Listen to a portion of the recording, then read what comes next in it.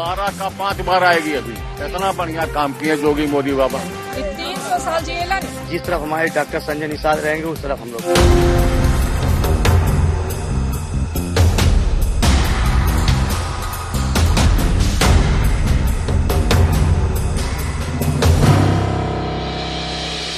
नमस्कार, bullet reporter में आप सभी का स्वागत है। आपके साथ मैं हूं चित्रा त्रिपाठी। मैं आ चुकी हूं संत कबीर नगर, जहां पर कबीर दास जी ने अपना देह त्यागा था। दरअसल उस दौर में कहा जाता था कि वाराणसी में यानी कि बनारस में मरने पर मोक्ष की प्राप्ति होती है और मगहर में मरने पर नरक में व्यक्ति जाता है। कबीरदास का जन्म तो बनारस में हुआ था, लेकिन इसी भ्रम को, अंधविश्वास को, इस किंवदंती को तोड़ने के लिए उन्होंने अपने जीवन के आखिरी वक्त यहीं पर गुजारे और यहीं पर अंतिम सांस ली। कबीरदास के अनुयायी दूर दूर से यहाँ पर हर साल आते हैं भारी तादाद में, यहाँ पर पूजन अर्चन करने के लिए। बिल्कुल बगल में उनकी मजार है, तो वहीं दूसरी तरफ समाधि स्थल, जिससे हिंदू मुस्लिम एकता को एक बहुत बड़ा संबल भी मिलता है। आज इस नगरी से राजनीतिक मिजाज को हम जानने की कोशिश करेंगे, क्योंकि 3 महीने के बाद होने हैं विधानसभा के चुनाव। जनता ईवीएम पर बटन किसके लिए दबाएगी, वो कौन कौन से मुद्दे होंगे जिसको लेकर जनता वोट डालने के लिए जाएगी, आज इसी बात की संत कबीर नगर से हम करने वाले हैं बड़ी पड़ताल। जहां के बारे में मान्यता है कि काशी में मरण से मोक्ष मिलता है, लेकिन कबीर दास की तो उल्टी बानी, बरसे कंबल भीगे पानी। निधन के लिए कबीर दास ने चुना मगहर को। जब हम पैदा हुए जग हंसे हम रोए, ऐसी करनी कर चलो हम हंसे जग रोए। कबीर दास जी के ये शब्द थे। उनके निधन के बाद उनके शिष्यों में हिंदू धर्म और मुस्लिम धर्म के हिसाब से उनके अंतिम क्रिया को लेकर लगातार बहस छिड़ गई। हिंदू उन्हें अपने हिसाब से मुखाग्नि देना चाहते थे, जबकि मुसलमान उन्हें दफनाना चाहते थे। काफी बहस चली इस पर, लेकिन जब शव के ऊपर से चादर हटाई गई तो वहां पर फूल बिखरे हुए मिले। आधे फूल मुस्लिम ले गए और उन्होंने मजार बना ली, आधे फूल हिंदू लेकर आए और उन्होंने समाधि बना ली। इस तरह का बड़ा संदेश अपने जीवन काल में और जीवन के आखिरी हिस्से में भी कबीर दास छोड़कर गए। जीवन भर सांप्रदायिक सद्भाव के लिए जूझते हुए कबीरदास ने मगहर में अपने प्राण त्यागे और मगहर बन गया हिंदू मुस्लिम दोनों धर्मों का तीर्थ स्थल। ये कबीर साहब की मजार है और बगल में कबीर साहब का मंदिर है। और यहाँ पे कबीर साहब जब आए तो हिंदू मुस्लिम एकता के प्रतीक थे कबीर साहब, और आज भी हैं, आज भी उनकी प्रासंगिकता बनी हुई है। और कबीर साहब का हिंदू मुसलमान को लेकर इतना झगड़ा झंझट होता है बाकी जगहों पर, यहाँ पर बगल में मजार है, उधर समाधि है, तो यहाँ पर कभी इस बात को लेकर विवाद नहीं हुआ? ऐसा कुछ नहीं हुआ, न कभी होगा।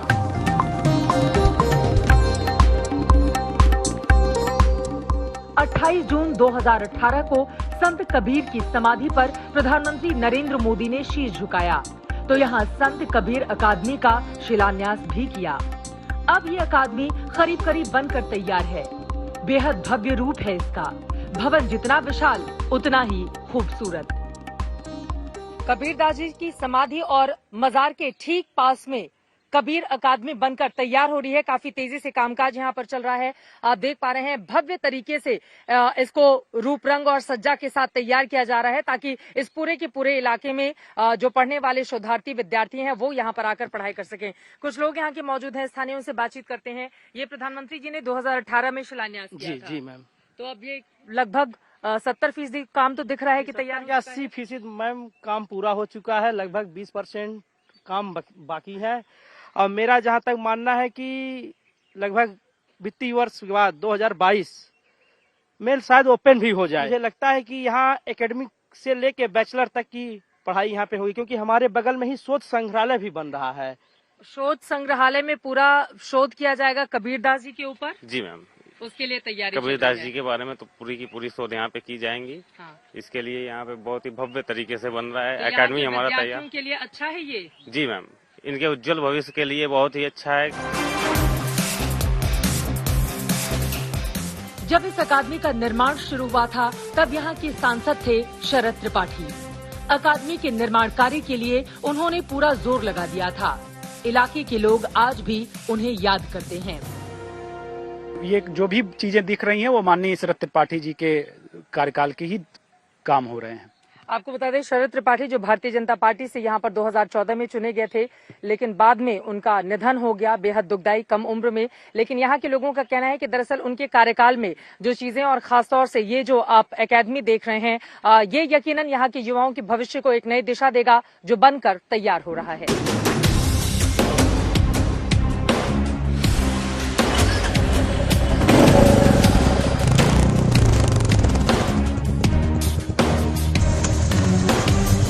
उत्तर प्रदेश के आगामी विधानसभा चुनाव की आहट के साथ संत कबीरनगर जिले में सियासी सरगर्मी बढ़ गई है।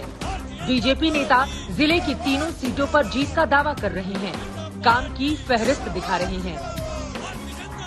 भारतीय जनता पार्टी के पूर्व सांसद अष्टभुजा शुक्ला जी इस वक्त हमारे साथ मौजूद हैं। संत कबीरनगर में बीजेपी की क्या स्थिति है सर विधानसभा में?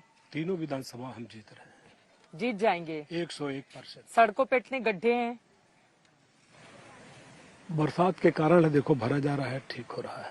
अच्छा, चुनाव का मुख्य मुद्दा क्या होगा इस बार, क्या लगता है? चुनाव का मुख्य मुद्दा विकास होगा। विकास पे चुनाव लड़ा जाएगा। बीजेपी ने किया है विकास, विकास ही किया है। और ट्रैक्टर रैली किसानों के समर्थन में आप लोग कर रहे हैं, तो उससे किसान मान जाएंगे जो नाराजगी थी? नहीं, हमारे यहाँ किसानों की कोई नाराजगी नहीं है। इधर नहीं है? इधर नाराजगी है नहीं। उसका कारण है कि देखो 3 प्रकार के किसान हैं। एक खेत का मालिक है, दूसरा खेत में काम करने वाला मजदूर है, तीसरा बिचौलिया है।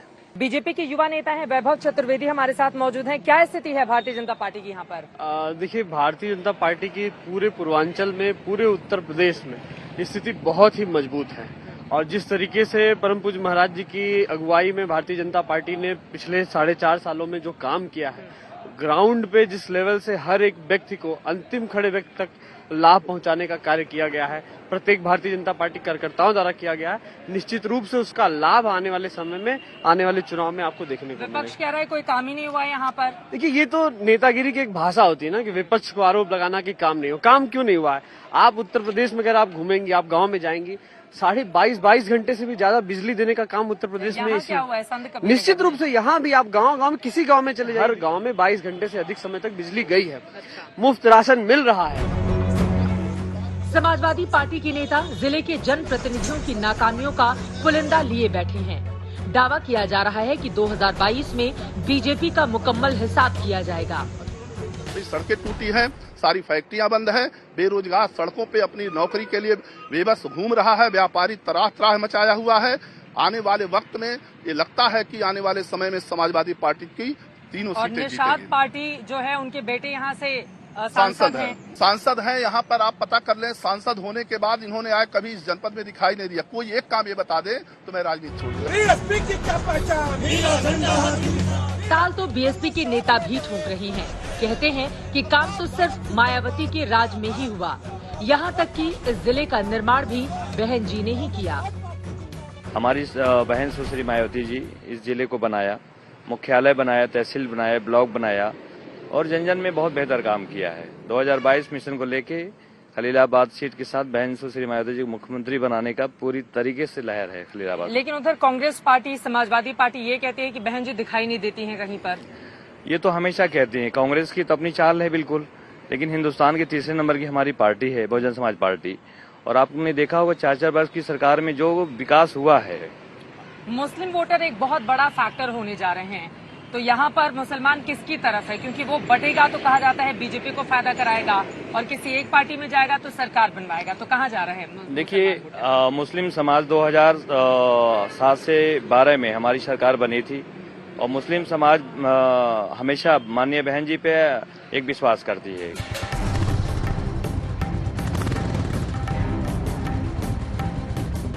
नेता तो नेता ठहरे, इनके अपने दावे अपने वादे, लेकिन क्या कहती है यहाँ की जनता, ये जानने के लिए हम निकल पड़े निषाद बहुल इलाके में। हम आपको बताते चलें कि यहाँ पर निषाद पार्टी के नेता प्रवीण निषाद सांसद हैं।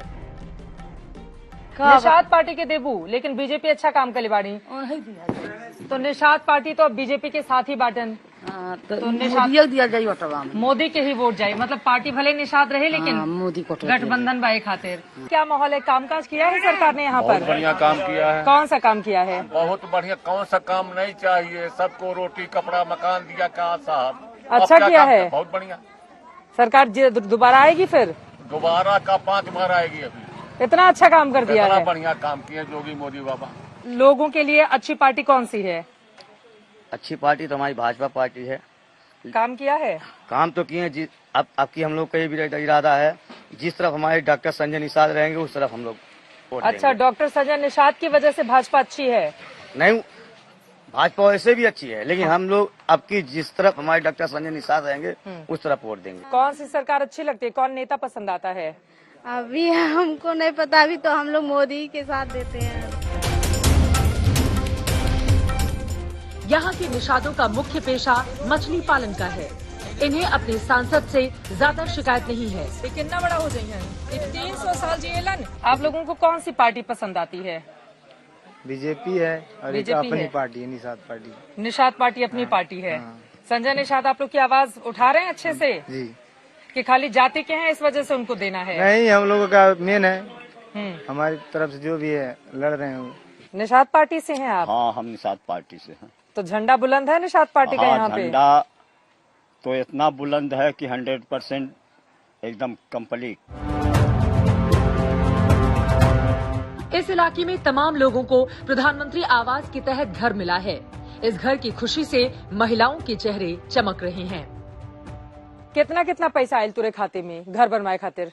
एक दाई 50,000 और एक दाई 1.5 लाख। और अभी कितना बाकी बा? 50,000। कब दिहन? अब मिलल नहीं, देखा कब दे लें।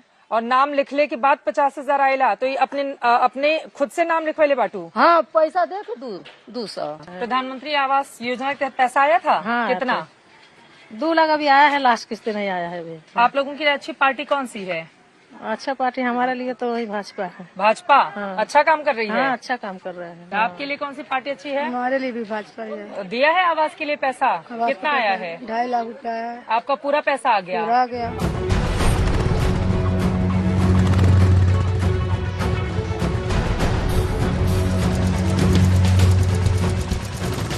संत कबीरनगर जिले का ये गांधी आश्रम है।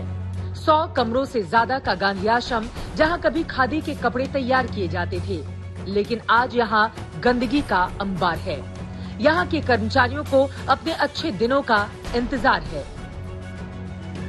ये मगहर में गांधी आश्रम है, पहले बंद था और अभी जानकारी मिली है कि इसको खोल दिया गया है। सबसे पहले यहाँ की तस्वीरें देखिए, आपको बता दें ये पूरी सड़ी हुई रुई यहाँ पर आपको दिखाई दे रही है। दाहिनी तरफ भी आपको दिखाना चाहेंगे, बिल्कुल मगहर में जहाँ पर कबीर दास ने अपना देह त्यागा था, ठीक उसके पास में ये जगह है।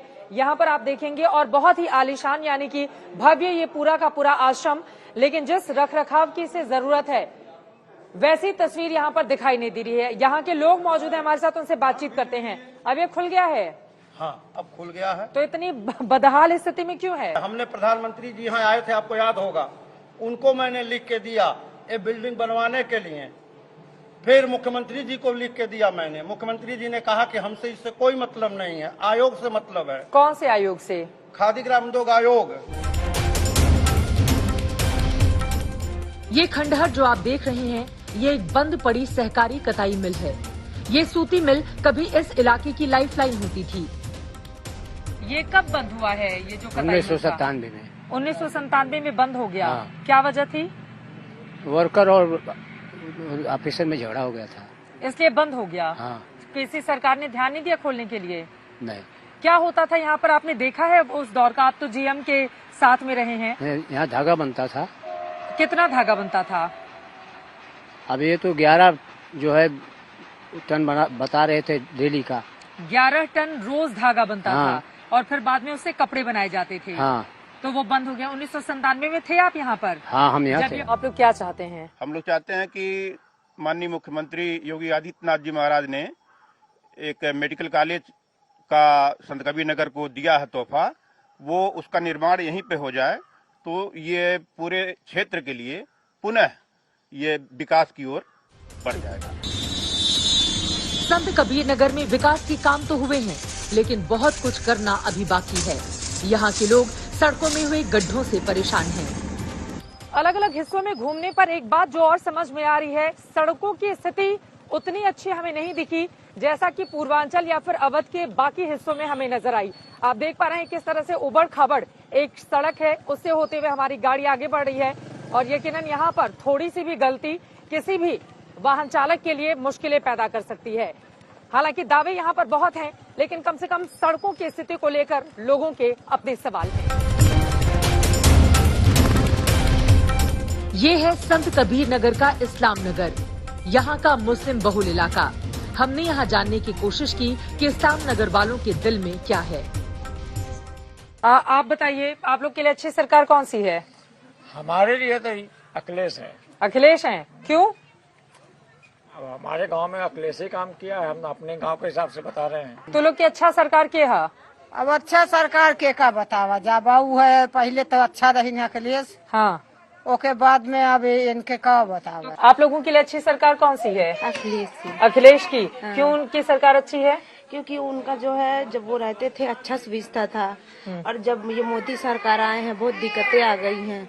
लॉकडाउन में हम लोग बहुत परेशान थे। MIM पसंद है आपको? जी, हमको क्यों? MIM पसंद भाई, उनकी बोल बात जो करने हम लोग को अच्छा लगता है भाई। निषादों की बहुलता वाले हिस्से से अब बुलेट रिपोर्टर की समाप्ति होती है। जो बड़ी बातें निकलकर सामने आई हैं, पहला ये कि यहाँ पर प्रधानमंत्री नरेंद्र मोदी के PM आवास को लेकर एक अलग ही उत्सुकता नजर आई, क्योंकि ज्यादातर आबादी ऐसी रही जिसको PM आवास के तहत पैसे मिले हैं और लोगों ने घर बनवाए हैं। दूसरी बड़ी बात ये दिखी कि निषाद चूंकि इस वक्त बीजेपी के साथ हैं, तो ज्यादातर निषाद अपनी पार्टी का पक्ष रखते हुए वो ये कह रहे हैं कि भारतीय जनता पार्टी की तरफ ही उनका मत जाएगा। लेकिन तीसरी बड़ी बात जो हमें नजर आई है, संत कबीर नगर के अलग अलग हिस्सों से यहाँ के रोड बहुत खराब हैं और यकीनन सरकार को इस ओर भी ध्यान देना चाहिए। इसी के साथ बुलेट रिपोर्टर संत कबीर नगर से बस इतना ही। दीजिए इजाजत। कैमरा पर्सन हिमांशु शर्मा और संजय कुमार के साथ चित्रा त्रिपाठी, संत कबीर नगर आज।